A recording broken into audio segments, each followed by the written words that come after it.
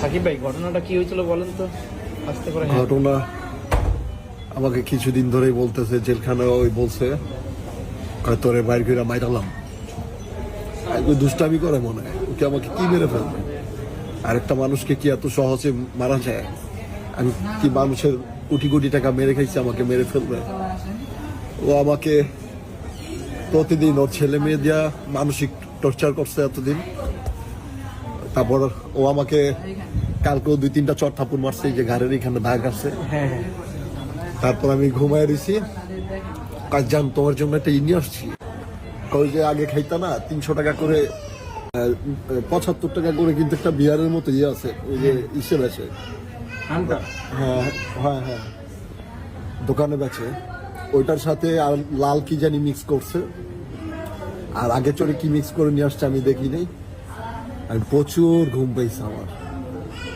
সেই ঘুমে ঘুমে আমাকে আমার পেটে সে পালাইছে।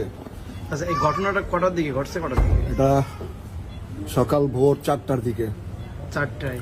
আচ্ছা, মানে আমি আগে পাশের ঘরের যে আছে, আমি ওনাকে বলি ভাই ধরেন, কয় ওই দিক যাও। আমি ভাই আমার একটু ধরেন, রিক্সা ওটা দেন, আমি এগুলোর মধ্যে নেই। সে সবই জানে। মানে এগুলো কি পরিকল্পিত আগে জি থেকে? জি। ইমন খান আসছিল, ইমনের ভয়তে ওরা কথা কয় না। খান মাসুদ নাকি অনেক প্রতাপশালী। খান মাসুদের ভাতিজা ইমন খান, ও আইসা আর শাওন গাজী, এই 3 জনে মিললে আমাকে মেরে ফেলার প্ল্যানিং করছে ভাই। কে কে? ইমন আর হচ্ছে শাওন আর শিখা। আমি ভাই কোন রকম জানে বাইচা আসছি। আমার পেটে ওর সাথে করে নিয়ে গেছে।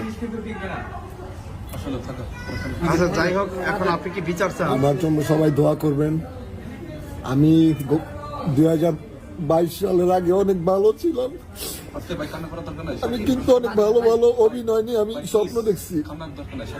22 সালের পরে আমার কোনো কন্টেন্ট নাই, কোনো নাটক নাই। শুধু কি জানেন, মানুষের নিন্দা অবহেলা, আর হচ্ছে কোনো। আপনি তো বিচার চান, এই তো? জি, আমি বিচার চাই। কাইটা 2 ভাগ করে হালাইছে, হাতে নিয়ে বসে রয়েছে মহিলায়। ওর বিচার চাই, ওর ফাঁসি চাই। হ্যাঁ, ফাঁসি চাই।